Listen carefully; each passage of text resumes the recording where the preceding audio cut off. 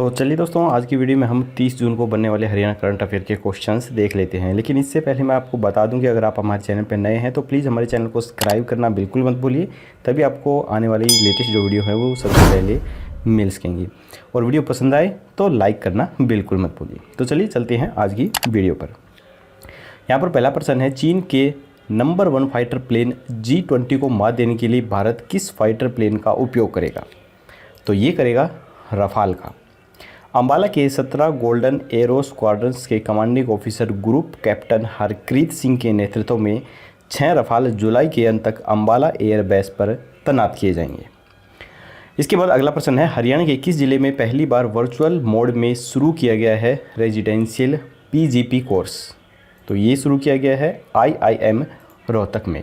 कोविड-19 के कारण बिगड़ते हालातों को देखते हुए पहली बार IIM रोहतक संस्थान ने रेजिडेंशियल PGP कोर्स को वर्चुअल मोड में शुरू करने का फैसला लिया है। अब कोरोना वायरस के कारण देश में हालत सुधरने तक स्टूडेंट्स घर से ही पढ़ाई करेंगे। पहली बार स्टूडेंट्स किसी क्लास वर्क प्रोग्राम के लिए ज्वाइनिंग भी वर्चुअल मोड से ही कर सकते हैं। ऊर्जा विभाग के द्वारा बिजली फॉल्ट की समस्याओं को हल करने के लिए कौन सा ऐप व टोल फ्री नंबर जारी किया गया है? तो ऐप जो है वो जारी किया गया है ऊर्जा मित्र नाम से ऐप, और जो टोल फ्री नंबर हैं वो 1912 जारी किए गए हैं। कृषि उत्पादों की सीधी बिक्री सुनिश्चित करने के लिए हरियाणा में किस योजना को क्रियान्वित किया जाएगा? तो ये किया जाएगा पेरी अर्बन एग्रीकल्चर योजना को। हरियाणा सरकार ने इस योजना को बढ़ावा देने के लिए नीति आयोग के सदस्य प्रोफेसर रमेश चंद्र के नेतृत्व में एक टास्क ग्रुप का भी गठन किया है। इस योजना के तहत हरियाणा का किसान दिल्ली के नज़दीक गुरुग्राम, फरीदाबाद और सोनीपत तक अपने उत्पाद को लेकर आ सकेगा और दिल्ली सहित अनेक NCR शहरों में उनकी बिक्री की जा सकेगी। हाल ही में भूवैज्ञानिकों ने हरियाणा के रोहतक में बार बार आने वाले भूकंप का क्या कारण बताया है? तो ये बताया गया है इंडो ऑस्ट्रेलियन टेक्टोनिक्स प्लेट का खिसकना। रोहतक में आने वाले लगातार भूकंप के झटकों के बारे में वैज्ञानिकों का कहना है कि इंडो ऑस्ट्रेलियन टेक्टोनिक्स प्लेट का यूरेशियंस प्लेट के टकराने और फॉल्ट लाइन के सक्रिय होने से यह प्रभाव देखा जा रहा है। भारत इंडो ऑस्ट्रेलियन प्लेट पर ही टिका है। दिल्ली और हरियाणा के बीच 5 फॉल्ट रीजन लाइन है। फिलहाल महेंद्रगढ़ और देहरादून सक्रिय हो रही हैं। पिछले 2-3 महीने में मथुरा फॉल्ट रीज लाइन में हलचल होने के कारण ग्रेटर नोएडा व फरीदाबाद में भी भूकंप के झटके महसूस किए जा चुके हैं।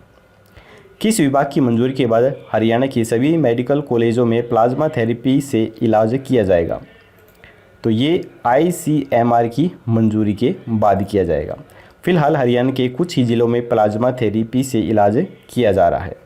प्रदेश में गुरुग्राम एवं फरीदाबाद में रैपिड एंटीजन टेस्ट भी किया जा रहा है। 30 जून को होने वाली 11वीं साइंस की परीक्षा पर हाईकोर्ट ने रोक लगा दी है। इसकी अगली सुनवाई कब की जाएगी? तो इसकी अगली सुनवाई 6 जुलाई के बाद की जाएगी। मोदी की टीम के सदस्य रहे सुरेश भट्ट के कार्यकाल में हरियाणा में भाजपा कितनी बार सरकार बना चुकी है? तो ये बना चुकी है 2 बार।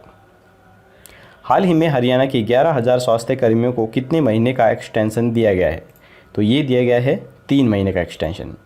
ये स्वास्थ्य कर्मी पिछले 6 से 8 सालों के दौरान ठेकेदारों के थ्रू लगे हुए हैं। हरियाणा के किस जिले में कोरोना वायरस के चलते डोर टू डोर सर्वे किया जाएगा? तो ये किया जाएगा गुरुग्राम में। यह सर्वे 30 जून से 14 जुलाई तक किया जाएगा।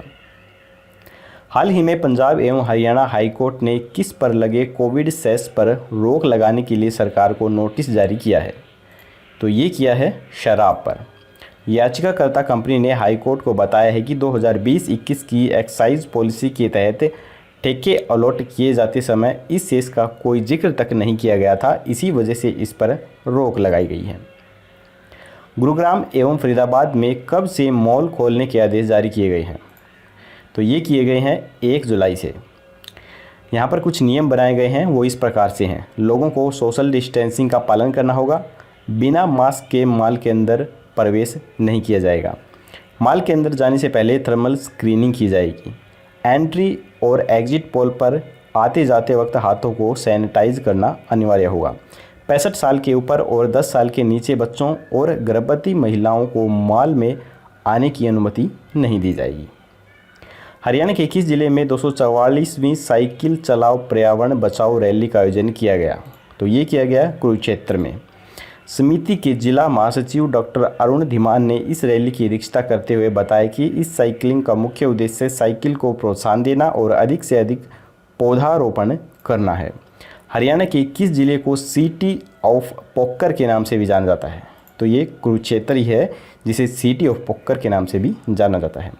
हाल ही में सेल्फी विद डॉटर फाउंडेशन ने किस कार्यक्रम की शुरुआत की है? तो ये की है प्रेस कॉन्फ्रेंस बाय हर की शुरुआत। इस फाउंडेशन के संस्थापक सुनील जागलान ने कहा है कि इस अभियान का मुख्य उद्देश्य ग्रामीण परिवेश की लड़कियों को उनकी बात रखने में उन्हें सक्षम बनाना है। सेल्फी विद डॉटर के हस्ताक्षर अभियान के लिए सिंगल गर्ल चाइल्ड के तौर पर करनाल की मूल निवासी चंडीगढ़ के कॉर्मेल कॉन्वेंट स्कूल की 10वीं कक्षा की छात्रा अन्वी अग्रवाल का चयन किया गया है। हाल ही में कुरुक्षेत्र विश्वविद्यालय ने मुख्यमंत्री राहत कोष में कितनी राशि का सहयोग दिया है? तो ये दिया है 70 लाख रुपए की राशि का सहयोग। कुरुक्षेत्र की कुलपति डॉक्टर नीता खन्ना ने सीएम राहत कोष में 71,54,445 रुपए की राशि दान की है। 28 जून सन 2020 को हरियाणा प्रदेश व्यापार मंडल के प्रांतीय अध्यक्ष व हरियाणा कॉन्फेड के पूर्व चेयरमैन बजरंग गर्ग का कौन सा जन्मदिन बनाया गया? तो ये बनाया गया 60वां जन्मदिन। हाल ही में मुख्यमंत्री मनोहर लाल खट्टर के द्वारा सूक्ष्म सिंचाई मिशन प्राधिकरण गठित करने के आदेश दिए गए हैं। इसमें किस प्रणाली को स्थापित किया जाएगा? तो इसमें किया जाएगा साझा ढांचे का निर्माण, खेतों में टपकन प्रणाली और फव्वारा सिंचाई प्रणाली को सम्मिलित किया जाएगा। मुख्यमंत्री मनोहर लाल खट्टर इसकी अध्यक्षता करेंगे और इसमें 10 पदेन सदस्य भी शामिल किए जाएंगे। मुख्य सचिव केसनी आनंद अरोड़ा कार्यकारी समिति के अध्यक्ष होंगे। वन विभाग द्वारा सरस्वती नदी में भूमि के कटाव को रोकने के लिए दोनों किनारों पर कितने पौधे लगाए जाएंगे?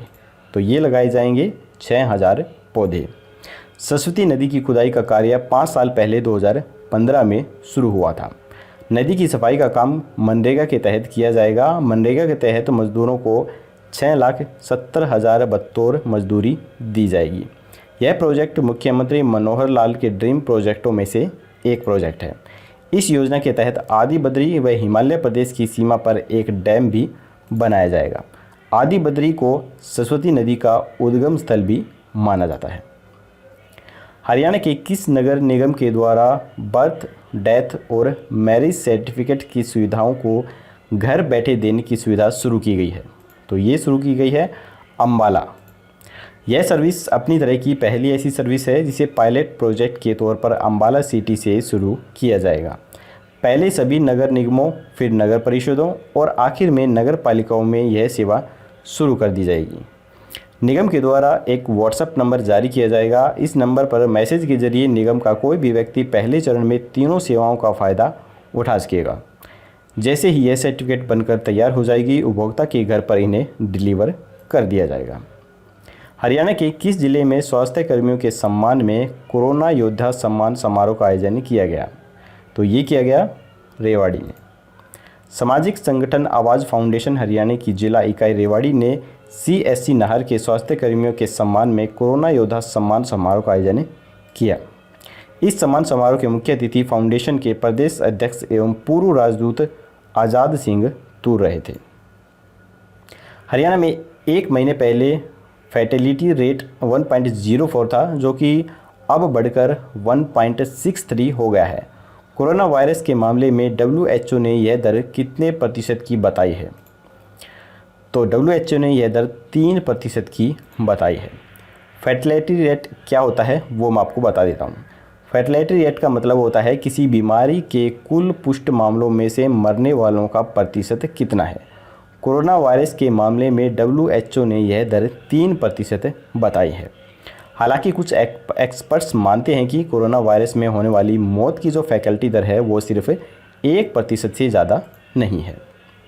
हरियाणा में इंस्पायर अवार्ड योजना के तहत विद्यार्थियों के द्वारा भेजे आइडियाज़ व सर्वश्रेष्ठ मॉडल बनाने पर कितने रुपए प्रोत्साहन के रूप में मिलेंगे?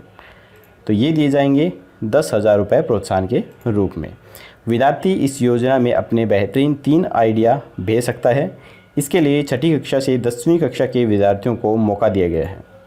चयनित आइडिया पर सर्वश्रेष्ठ मॉडल बनाने वाले विद्यार्थियों को 10,000 रुपये की सहायता राशि उसके खाते में सीधी ट्रांसफ़र कर दी जाएगी।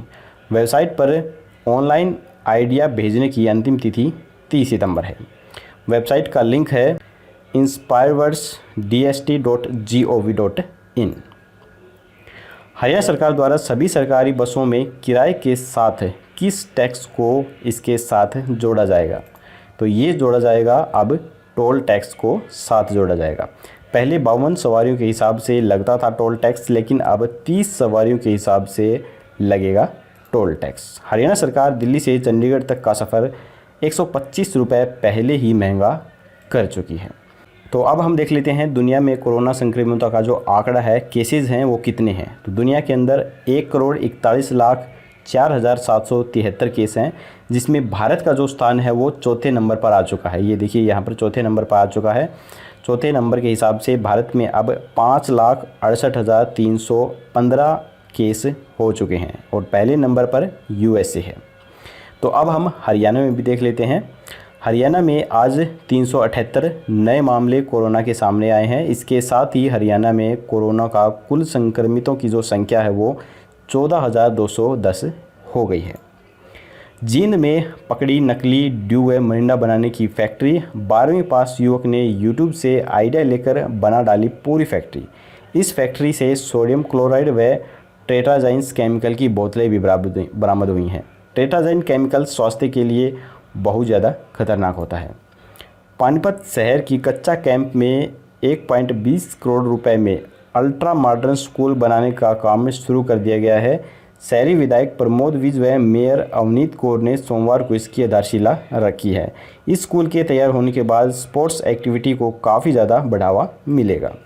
रेलवे ने शुरू की अनोखी पहल। कोविड केयर कोच में लगाया जाएगा अलार्म सिस्टम। बटन दबाते ही मरीज के पास पहुंचेंगे स्वास्थ्यकर्मी। मरीज के पास एक इमरजेंसी बटन लगाया जाएगा, जिसको दबाते ही कोच के बाहर लाल रंग का बल्ब जलने लगेगा व तेज़ सायरन की आवाज़ होने लगेगी। इससे तुरंत ही स्वास्थ्यकर्मी मरीज के पास पहुंचकर उसका हाल जान सकेंगे। हरियाणा के एससी व बीसी के कर्मचारियों को पदोन्नति में आरक्षण का लाभ नहीं मिलेगा। सरकार ने 15 नवंबर 2018 के आदेश लिए वापस। 30,000 कर्मचारियों को लगा है इस कारण झटका। रोस्टर लागू नहीं किया जाएगा। बिना पदोन्नति सेवानिवृत्ति किए जाएंगे हज़ारों कर्मचारी। तो ये थी आज की हरियाणा की टॉप न्यूज़। अब हम कल का क्वेश्चन देख लेते हैं। कल हमने आपसे पूछा था कुरुक्षेत्र में बनाई जाने वाली श्री कृष्ण की 52 फीट ऊंची मूर्ति किनके द्वारा बनाई गई थी। तो यहाँ पर मैंने इसके 4 ऑप्शन दिए थे। ये जो 4 ऑप्शन हैं ये इस प्रकार से हैं: मनोज, राम सुतार, सुमित सरोहा, श्यामलाल पूनिया। तो इसका जो राइट आंसर है वो है राम सुतार। काफ़ी सारे स्टूडेंट्स ने बिल्कुल सही आंसर दिया था। तो इसे जुड़ी कुछ और जानकारी मैं आपको बता देता हूँ। यह मूर्ति विश्व प्रसिद्ध मूर्तिकार राम सुतार के द्वारा तैयार की गई है। इस प्रोजेक्ट में 10 करोड़ रुपए खर्च किए जाएंगे। 13 साल पहले कांग्रेस सरकार के समय सन 2007 में इस विशाल प्रोजेक्ट को शुरू किया गया था। इस प्रोजेक्ट की नींव सन 2018 में आरएसएस संघ के संचालक मोहन भागवत, सीएम मनोहर लाल खट्टर व तत्कालिक राज्यपाल कप्तान सिंह सोलंकी के द्वारा ज्योतिसर में रखी गई थी। तो चलिए अब हम देख लेते हैं आज का प्रश्न। आज का प्रश्न है: हरियाणा की संस्कृति के संरक्षण, परीक्षण एवं प्रबंधन के लिए कौन सी नीति अपनाई गई है। तो यहाँ पर 4 ऑप्शन है। आपको हमें कमेंट बॉक्स में बताना है कि इसका राइट आंसर कौन सा है। तो चलिए दोस्तों, हमारी ये वीडियो यहीं पर ख़त्म होती है। मैं आपको बता दूं कि आज शाम को 6 बजे आपको पूरे महीने की करंट अफेयर की एक ही वीडियो मिल जाएगी। तो अगर आपने डेली करंट अफेयर की कोई भी वीडियो मिस करी है तो आज शाम को 6 बजे हमारी पूरे महीने की करंट अफेयर की वीडियो देखना बिल्कुल मत भूलिए। उसमें सभी इंपॉर्टेंट क्वेश्चंस शामिल किए जाएंगे जो कि पेपरों के अंदर पूछे जा सकते हैं। तो चलिए दोस्तों, हमारी वीडियो यहीं पर ख़त्म होती है। जल्दी ही मिलेंगे शाम को एक और वीडियो के साथ। तब तक के लिए जय हिंद, जय भारत।